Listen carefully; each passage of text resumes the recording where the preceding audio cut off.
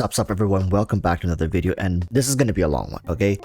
We got tons of stuff that happened in the last couple of days. We got Alhaithham's weapons, his banners, right? Xiao's banners, Yelan banner, Hutao banner, along with 3.5 teased. This is going to be a long video, so if you want to know about all that stuff and get excited with me, just sit back, relax, okay? We're going to go through all of it. So today we have an insane product that I want to share with you all. Before I start, just know that I am not being paid to say any good things in particular. I was sent the product for me to review and give my honest opinion, so honesty is what I will be giving. Today I'm blessed to share with you all the newest of the Red Magic gaming line of phones, the Red Magic 8 Pro, which is the first phone in the world to house the Snapdragon 8 Gen 2 mobile chipset, which is 42% faster and delivers 50% more power efficiency than its predecessors for the Red Magic 8 Pro.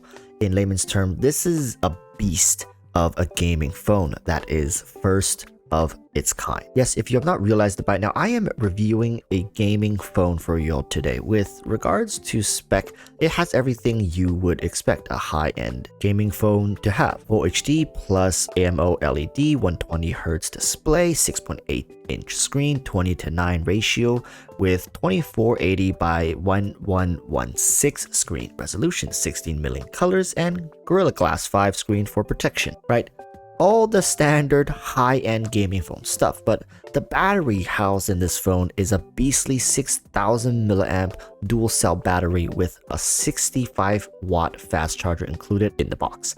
This thing charges from dead to full in around 40 minutes, which is very impressive for the 6000 milliamp battery that it carries. So now, with all of this basic spec stuff out of the way, I'm sure you would all like to see how this thing runs for Genshin Impact. Since this is a Genshin channel and all, I just thought it would be a great benchmark to show. Now, it's been a while since I played Genshin on mobile, so, go a little easy on me. But last time I did play was in 2020, but god dang, I did not remember Genshin looking this crisp on the mobile phone. When it comes to the screen, it certainly looks more vibrant than my iPhone 13 Pro does. It runs just as smooth at 60 frames, even with settings turned to essentially max. I tried out the new Abyss with a mobile-friendly team being Raiden Hyperbloom, as well as not so mobile-friendly team being Hutao Double Hydro, and I had no problems whatsoever during the time I played.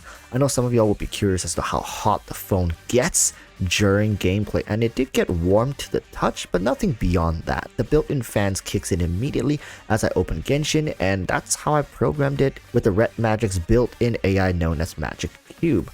This system boosts gaming performance and regulates the fans and LEDs while I'm playing. So after about 2 weeks of using the phone daily, I've got to say that I'm fairly impressed. Everything from its sleek design down to its combat ready OS on the phone is well worth it for the people who does a lot of gaming on their phones.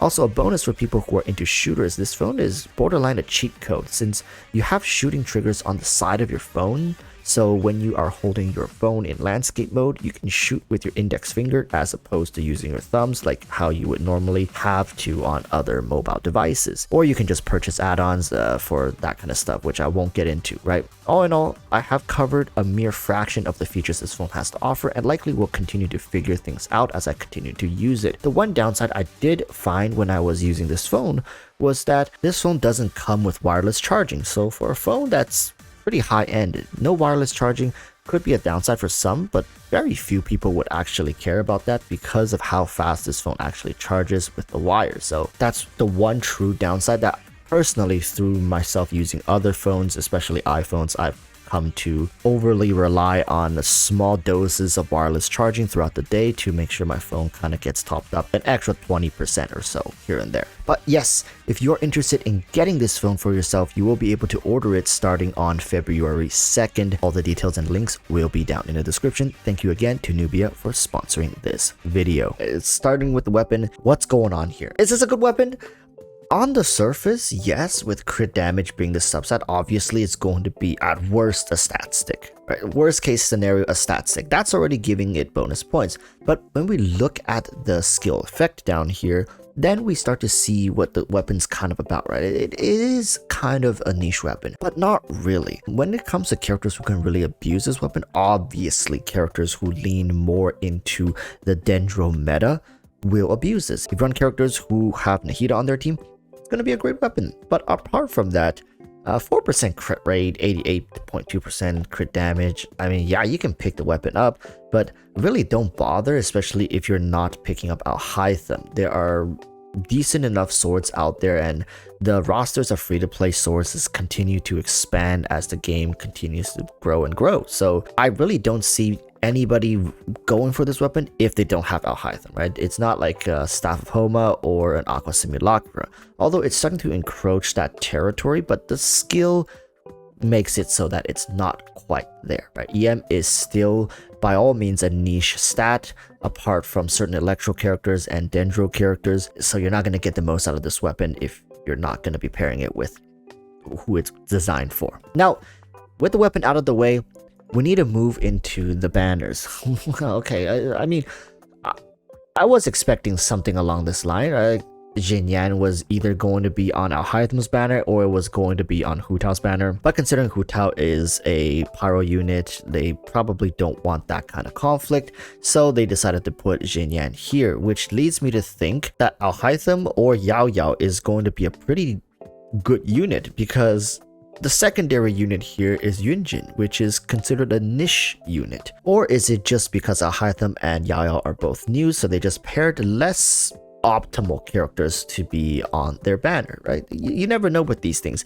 HoYoverse could be doing this to stump people who want to pull for powerful units, so making the 4-star characters not as high value, or they could be doing this because they know he's really sought after along with Yao Yao, and that this banner is going to sell regardless of the other 2 4-stars, so they just put in whatever here, kind of fill the empty slots, if you know what I'm saying. There's really no need to put, let's say, Bennett here or anyone of insane value here to drive up the sales any further. Okay, I think this banner is going to be pretty good if you want to build on top of a well-rounded Dendro roster that you already have. Picking up a Yao Yao is definitely going to help you because she's the only Dendro healer that we're going to have likely for the next little while. Fingers crossed that Baiju comes out in maybe 2-3 patches, but it's like way off on the horizon.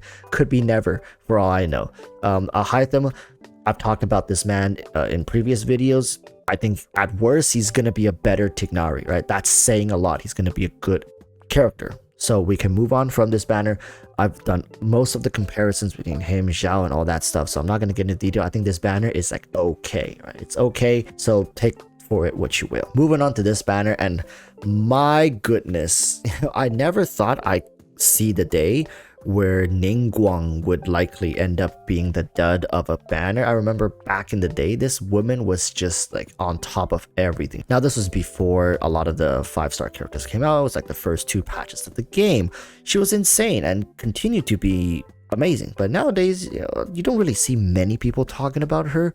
Yeah, she can still be an early mid-game character that people pivot towards to kind of get their accounts through a difficult time, but more often than not, people will transition out of her for more stabilized and consistent DPSs with higher ceilings per se, right? But really, like I said, if Ningguang is the worst 4-star on the banner, you have so many things to be happy about. Beidou, without a doubt, is a skill check character. If you are confident with your skills, she can be one of the best characters in the game. She fills so many different roles. It's a great investment. She has hybrid playstyle, offense, defense. Most unique character arguably in the game right now. But Xingqiu and Yelan on the same banner is just not fair. Like, I don't think anybody would really argue against this banner. It's probably the best banner you're gonna get in a while. Now, alongside this character banner, we have to look at this weapon banner. Yes, I know I skipped Alhaitham and Xiao's weapon banner because really, honestly, I don't think you guys are here to talk about that. You guys are here talking about this, and I'm telling you, this is an insane character banner. Do with that information what you will. But this is really what a lot of people are having a dilemma over. But I think HoYoverse has just really thrown out everything at this point. It's Chinese New Year, so you should spend your money, right? That's what HoYoverse is going for. Instead of giving you guys more freebies, they're giving you guys amazing banners that really you can't lose on. Look at the 4-star weapons, right? Like, this is still one of the better 4-star weapons for certain bow character DPSs, especially characters like Yoimiya. Favonia's sword is also another great weapon. Favonia's coat is a dragon's bane. The only one that kind of is a little awkward is the lithic blade. I mean, even this has its uses. There's not a single weapon here that you just like, ew, I don't want to touch that. They're all good weapons, like good at worst. You see what I'm saying? It's the same thing as this banner. It's good is the worst thing you can, like, there's no bad things about these banners. I think you guys are at an absolute win right now. If you have loads of primos to spend, pick up a Yelan, pick up more Xingqius, and then go to the weapon banner, pick up either Aqua Simulacra, Staff of Homa, get some dupes of these super nice weapons over here. You're solid, you're golden. Now, if this wasn't enough to get people excited, listen, look at this. What the hell is going on here, right? Like, people are just exploding with excitement. People have been waiting for Dehya. I think she was most likely the most anticipated character out of all the characters teased, and myself included. I think, you know, she's going to be a great addition to the Dendro meta. Yes, I do think she's going to be Dendro centric, likely catering towards burning version, but that doesn't mean she can't synergize with maybe Meld, Vaporize. Now we can only hope, right? Fingers crossed that she can, but you know, let's be honest here. Isn't that just going to be making her a little too broken? So get excited for whatever HoYoverse has in store for us next patch, because apart from this lady, we also have a cryo character just out of nowhere, just slapping damn right diddy dang in the middle right across your screen here. A cryo character. What is this person going to do, right? Just off the top of my head, what the hell is going on here? Why a cryo character out of nowhere? Is it going to be facilitating some sort of melt playstyle? Because there's no real reason to release a cryo character at this point. I think Freeze is so mature to the point where how can you fit another 4-star character into a Freeze category? Maybe Melt, but does that mean Dehya is going to cater towards Melt and Version and Burning kind of stuff like that? Or the most bizarre thing out of them all, a physical damage facilitator like Superconduct? What is going on? Like, HoYoverse is just firing on all cylinders here. No one is safe. Even the people hiding way down in the damn basement, calculating about physical carries, could possibly get stumped by, you know, the next couple of patches. I don't get me wrong, exciting stuff, but I'm actually really curious how they're gonna push a cryo unit amongst all the commotion that's going on. But hey, that's what's happening in the next couple of patches. I hope you guys are excited. Honestly, for most people, I think you should just be skipping most of this, except for the Yelan Hutao banner maybe, and then the weapon banner, and go from there. Especially with the Dehya coming out, I think a lot of people are now like, oh, I'm skipping everything for Dehya. But this is what it's always been, right? What goes around comes around. When Dehya comes out, she's gonna be like, what, a decently good character, but then the next patch gets teased and people are gonna, I'm skipping Dehya for the next patch, and then it's the same freaking thing going round and round and round. Right, people, pull for who you like, enjoy the game. Best of luck to summons. By the time you watch this video, patch shouldn't be too far away. Alhaitham is coming up first. I'll probably be summoning for him, so wish me luck too. But just between you and me, I think I'm more wanting to pick up a Xiao just because she is an irreplaceable unit currently, and I believe you can get C1 for free if you at least get one copy here, and then go to the Chinese New Year, you can pick up a free Liyue character, right? So all in all, rejoice. It's gonna be a pretty solid patch. All right, till next time, urge you to stay safe. Peace, bye.